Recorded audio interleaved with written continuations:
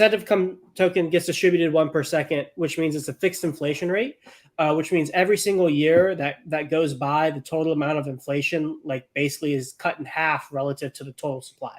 So the first year, just say 1,000 tokens comes out. The next year, 1,000 tokens comes out. From time point 0 to year 1, that's 100% of the supply.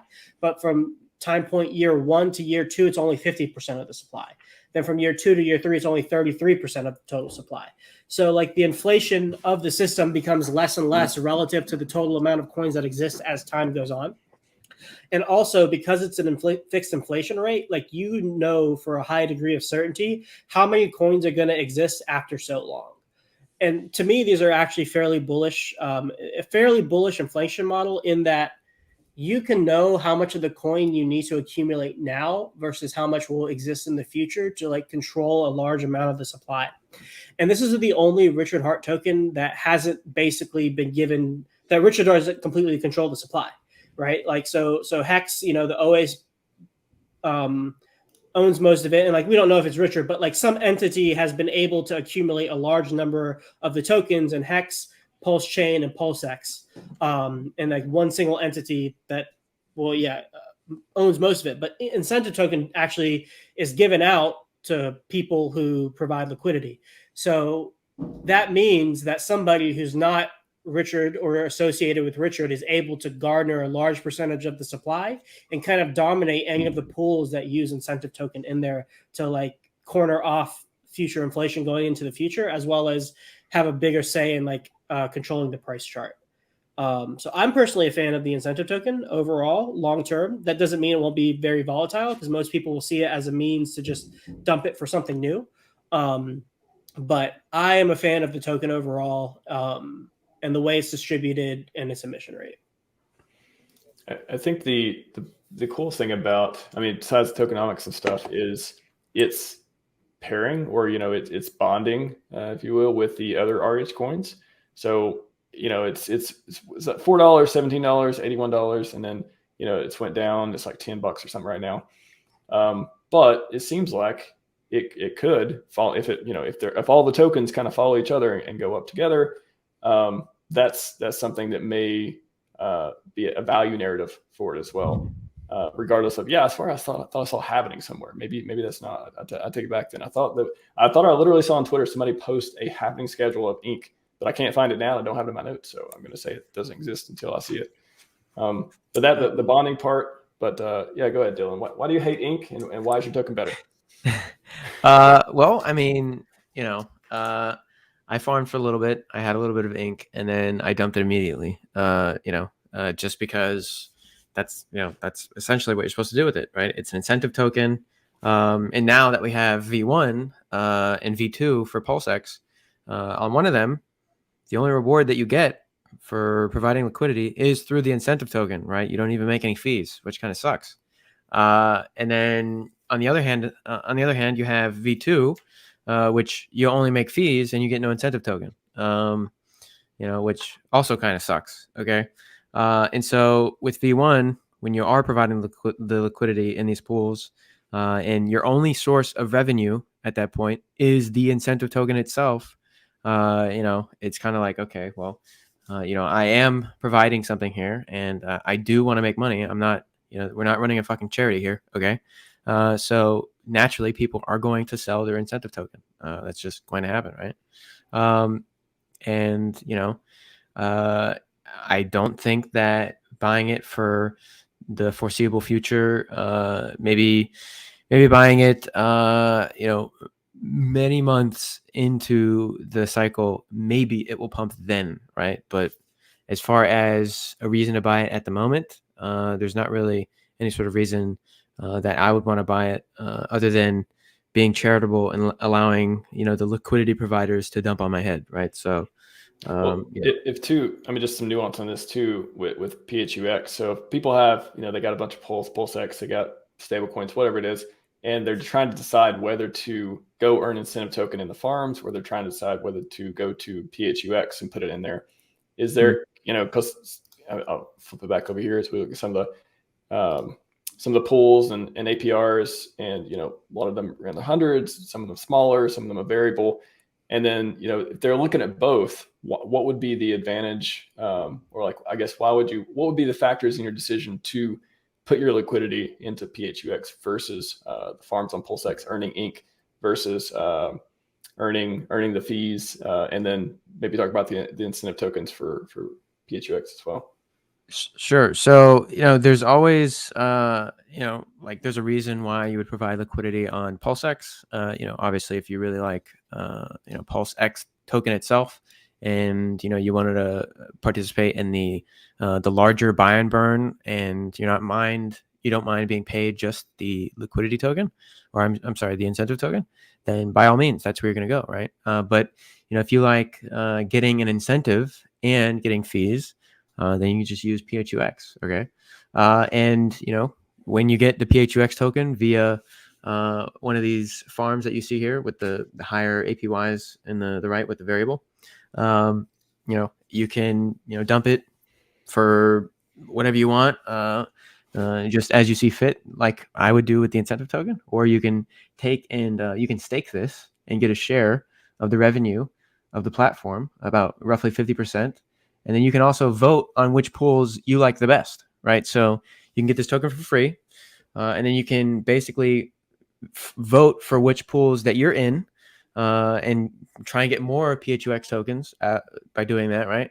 And be an active participant in the direction of the protocol itself, okay? Which is pretty powerful, and I'm not very sure of anything else that you can do with the incentive token on PulseX, but regarding the PHUX token, like I said earlier, you can stake it and you can get a share of the revenue of the platform. Okay. And, it's already generating fees. So there's already a cash flow. So it's already inherently has a value. It's got a limited supply. It has an inflation schedule that will at some point end. Okay.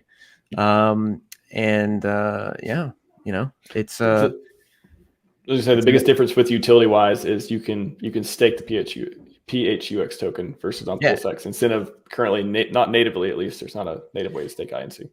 Yeah, so maybe one day we can do something with the incentive token, other than sell it at the moment, right? But for now, compound it in other pools, John. You can compound it in the other yes, you can. pools.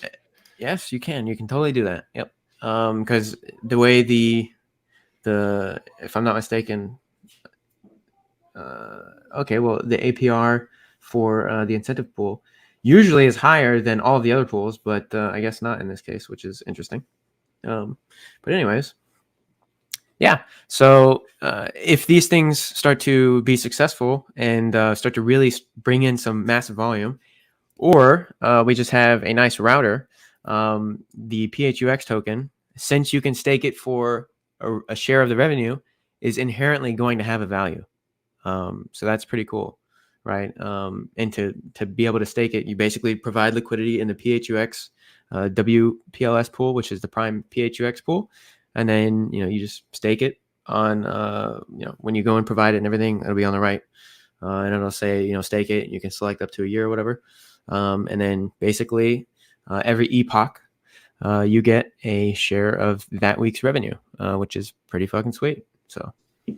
I also appreciate you naming one of the pools after me. You didn't get the avatar correct, so if you want to change that any moment to my avatar, that'd be fine. RHMaxi pool. I know that was a shout out to me directly, so I appreciate that. There you go. Yeah, and these pools that you see, these little funny token logos or whatever. That's basically like little indexes where you can have a diversified portfolio, basically. Right, so the Alex Hedron Maxi pool has P Hedron in it, PHEX, wrapped Hedron, P Icosa, and wrapped Icosa. Right, and that will those weights will stay constant, and it's basically like a little diversified Alex portfolio, which is pretty sweet. And then you have obviously the Maximus guys, 30% PHEX, 25% Maxi, 25% Deci. 8% lucky, 6% base, and 6% trio, which is like a staking ladder. So you can just literally go and buy the Maximus Perps pool, and you can instantly have a staking ladder, which is pretty cool. That's pretty cool. And have a little bit of liquid hex. And then, you know, obviously when you have that liquidity pool token, you can just withdraw it at your leisure, right? And then go do whatever you need to do with it. You know, sell it, go buy some more shit or whatever you want to do, man. So that's huge utility too, because I think the only complaint I ever hear people talk about the Maximus products is liquidity. And yeah, and there's 500K liquidity in there right now for you know, all those. So that's impressive. I think that's maybe around the maximum amount of liquidity that it's ever existed between all of them at once. At its peak, maybe on Ethereum. So, you know, that's exciting, right? You're able to trade in and out of these things and kind of have like a weighted, you know, bond curve or something like that, which is pretty cool. I was looking at some of the other polls too. The Jeep poll was that. So I just got finished literally on my way home listening to you guys on coffee yesterday. And so the Jeep poll is like a protection for people selling the airdrop. Like, how would you describe that? The Jeep pool is for people that want to sell the airdrop. Yeah. So if you want to just get your Jeep, go ahead, sell your PHUX for stables. Go ahead. There's your exit liquidity right there, buddy. Go ahead. Have fun. Explain that too, because it's so yeah. Like why is it exit liquidity? It's made up of stables. Say people get the airdrop. Explain how you can sell your airdrop immediately and why participating in this pool is profitable. Like why is it a win-win for both parties? So if you like PHUX, you can obviously deposit in this pool, and if you think people are going to sell their PHUX, you know, and you're willing to lose a little bit of stables via a little bit of impermanent loss or whatever. So in essence, you would accrue a little bit more PHUX token. You know, you can provide your liquidity here, and as people sell, you would accumulate a little bit of that PHUX, and then it's an incentivized pool. So just by default, you get free incentive PHUX tokens. So, you know, double whammy, I guess, right? And it's one of the higher APYs too, or APRs. Yeah, it is. And why is it high APR? It's because people don't. Is this kind of like a pool that people want to collect PHUX, or they want more? Are people normally trading their stables for it? It looks like there is a combination of, there's a lot of fees going to this pool at the moment, and then there is a decent amount of PHUX APR at the moment as well. So as you can see, you got a 97% APR for swapping, which is pretty good, right? And then obviously you got the 56% on the low side, and then 140% on the high side. So that's why you get those spreads. Interesting. What are we'll maybe go over one more poll or so. Paulie wants a bootstrap. These names are now it has a decent amount of liquidity too. I mean, you know, 30 grand, that's nothing to cough at. That's pretty good. Yeah. So 79% Paulie. Okay. And so that's the question I want to pose too. Maybe we'll start off with Sloth if he can talk on it. If not, we'll hit back to Dylan too. Why would you use one? You know, I mean, it sounds cool to have different coins, more than 2 coins in the pool, different ratios. You can set them like that. But why isn't Uniswap and Balancer competitors? Why is it PulseX and PHUX a competitor? Why are they good for each other? And why isn't everything more than 2 coins? Like what are the trade-offs? What are the pros and cons using the Uni V2 style liquidity pools and trading on there versus a Balancer fork? Wait. So you're asking like, why is one not? What are the pros and cons of each of them, basically? Like for example, yeah. So why isn't all the liquidity in one or the other? Is it just an APR arbitrage, or is it like, are there benefits that one platform does to another, other than just being able to use multiple coins? Like using multiple coins sounds cool, but like, what is the actual effects of that? Like that we benefit from? Yeah.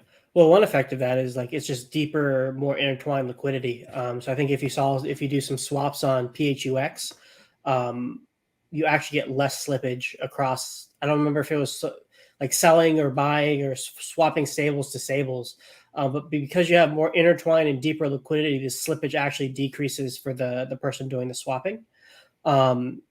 also for like Balancer V2 stuff with these pools, they kind of act a little bit like an index fund in a lot of ways, where it's like you can deposit one of these tokens and then you get exposure to all of them that are composed in the pool, proportional to what the composition is. So like, if you like, if you're like, I can't decide what to buy, I want to buy PulseX, Hex, whatever. If you go up to like the RHMaxi one, you just buy them all. Like, it's just proportional to whatever the ratios are, which I think is actually pretty great for onboarding generally, and also just storing money to get the baseline exposure of the system. Yeah. There's one other thing I wanted to say with that.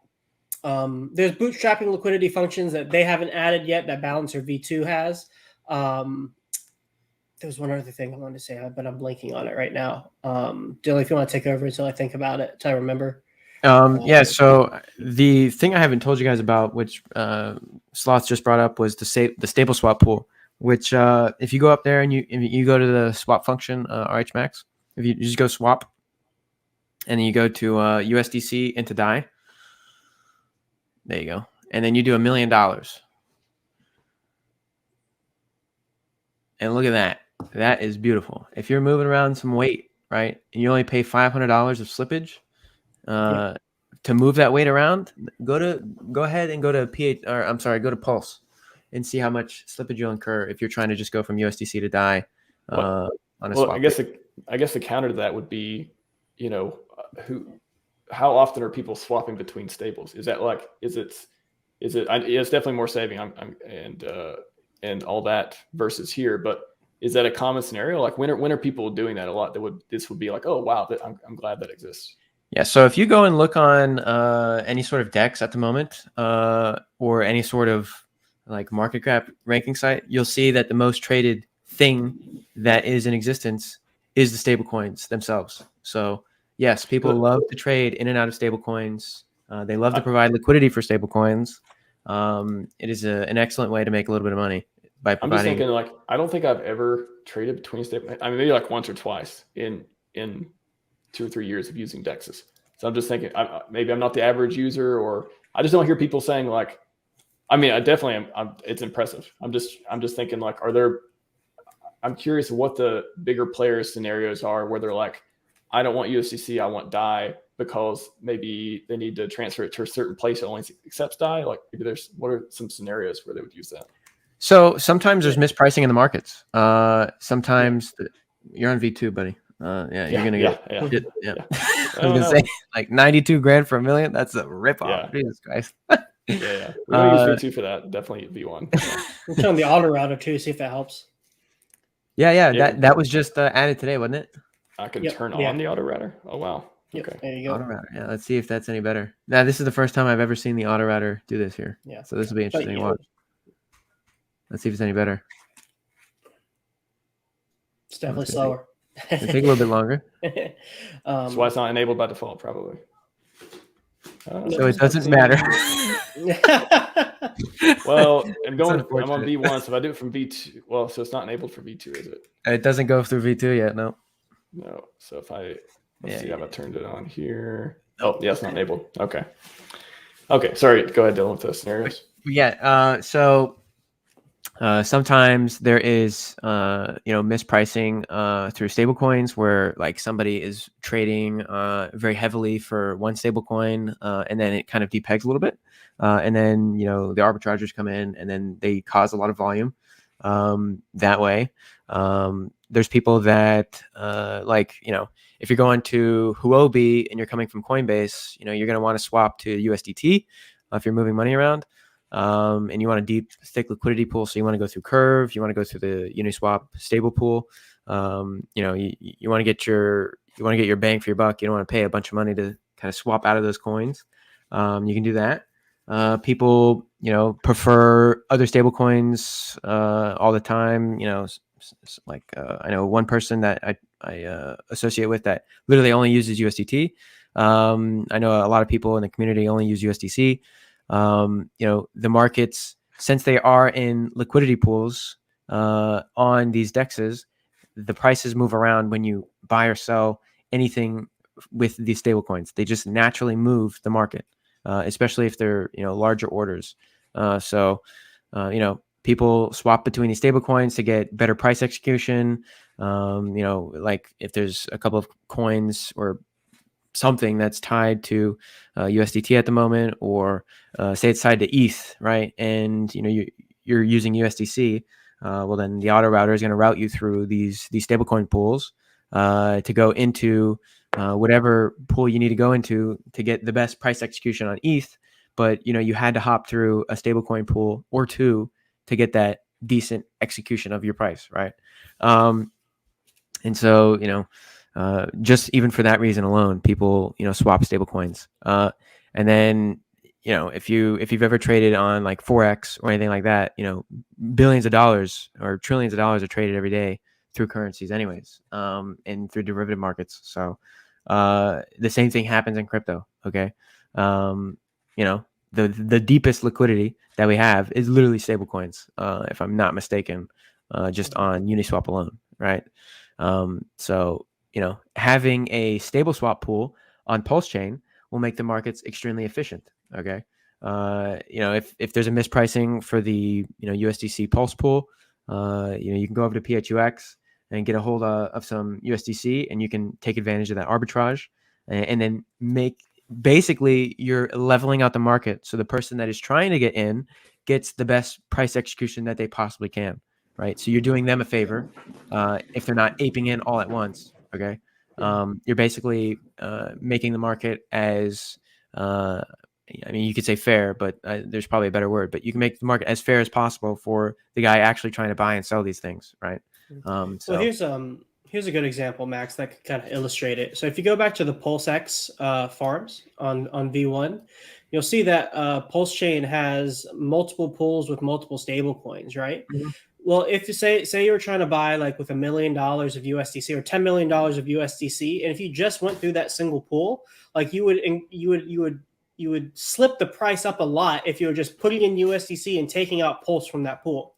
Yep. Well, if you have deep liquidity in multiple of these stable coins, and then you have multiple stable coin pools with Pulse, it'll split up your USDC into DAI and USDT and go into those other pools to take out the Pulse as well. So you have better order execution. Yep. Right. So so it's like your $10 million gets split into like $2.5 million 4 ways, and then it takes the Pulse from all of those stable pools. But before you did that, you needed to have efficient order execution going from stable to stable. Sure. Yep. One more question before we go to the chat. So why didn't Richard fork Balancer? Why? All kinds of advantages. Love the index stuff. Multi coins and all that too. Why was V2 the choice, and why will PulseX always be number one on PulseChain? Is it just because the capital is going to flow into it because it's RH product, or if there's all these advantages with PHUX, and why isn't that going to be number one, or will it? That's probably like only something Richard can answer, but I'll try and answer it for him, I guess. But perhaps the buy and burn. Speak for him, man. Yeah, he probably found that very attractive, and he probably found that like, hey, I could really see where this could create a lot of value for my community. Okay, via the buy and burn, right? He probably thought that was a great idea, and he really liked that idea. And maybe a part of him said, okay, well, I do want the chain to flourish, and I do want entrepreneurs to come into my chain, and so maybe. I don't know. Somebody's going to make a V3 fork at some point. But we chose to do the balancer thing and try and corner the stable swap market, which, I think for the time being we have at the moment. But people are going to come. There's already 8 DEXs on PulseChain. If you guys didn't know that, there's already 8 of these fucking things that exist. I only know of PHUX and PulseX. And yeah, I think I'm glad. Yeah, there's a lot of them exist already. Because I've heard of 9-inch, but yeah. I mean, that's not even the one I'm counting, right? That one's not even out yet. The ones that's that number I'm 9. talking about, yeah, right. What a coincidence. But yeah, there are 8 of these things that exist, and most of them don't have any liquidity. Surprise, surprise. But I don't know. Richard probably thought that this was the best one that he could do, for his vision, I guess. we really liked the V2 style liquidity in the beginning of Hex. We could have probably attributed a lot of the upward volatility that we had to the V2 style liquidity that we had at the time. You could argue that the V3 style kind of put a tamper on the volatility to the upside that we had, and it just kind of goes in line with the top of the bull market. But it's a little. You could say that it is also probably a factor of perhaps why we've gone so low too, just because of the style of liquidity, right? That we have both ways. There's yeah. Go ahead, Chris. There's also a simplicity factor with exactly. Uniswap V2 fork. So like I assume at some point Richard's probably going to do a media tour of explaining all of these things. And for a person who doesn't understand or hasn't been involved in crypto a lot, just like 50-50 pairings, buy and burn, it's much simpler to explain this than say what's going on in Balancer, what's going on with V3, or I'm blanking on the other decks that I'm thinking of. And then also most of DeFi is used to a V2 system, right? So like Pancake Swap, Spooky Swap, a lot of the dexes that yield farmers are used to are Uniswap V2 systems. So the obstacles or barriers to entry for understanding like what's going on here when they pull up PulseX is very, very low. Balancer V2 is a very successful DEX, but it definitely pales, I think, in comparison to most of these other V2 DEXs. And so, like, if you want to try to onboard more DeFi native people and like no coiners into this system, it's just an easier way to do it without as much resistance. But for people who are more crypto savvy and kind of understand what's going on behind the scenes, it's also good to have these other more complicated systems up as well, so that we can take advantage of basically of other people's ignorance and earn fees and earn these new tokens that are coming out that the PH team are creating. Yeah, and to have the sort of these protocols that are coming out soon, the Liquid Loans guys, the Portal X, or the Power City guys, our Phiat stuff, and then Famous, right? To have multiple areas where we can find a price for these assets that will be borrowed against or being leveraged in some sort of way. Having multiple price feeds in many different pools and many different liquidity pairs is extremely useful for the safety of these protocols, right? And to kind of dampen the volatility, to stop scam wicks and shit like that. So it's very much needed to have for the success of the chain overall, for the cool DeFi stuff that we're gonna have in the near future. So there's also kind of like a price positive angle that you could spin it too, where it's like if you just have more places to put your coins, you're probably less likely to sell them, right? So like say I got a bunch of Hex, Hedron, and Icosa that like I don't want to take the risk of locking it up, staking it natively. The probability of me selling it at some point is much higher than if I see like, oh, hey, at PHUX, I can put all these tokens into one place, get exposure to the baseline volatility of all of them, while also earning a little bit of passive income. Now, of course, like during peak volatility times, like it's not going to stop people from unstaking and selling it. But like generally, just more avenues and streams for coins to go just means like less sell pressure over time. And it does it in a way that more tightly, that provides more depth to the ability for people to trade in and out. So it's like supporting the system while also like siphoning sell pressure at the same time. Sure. I agree with that.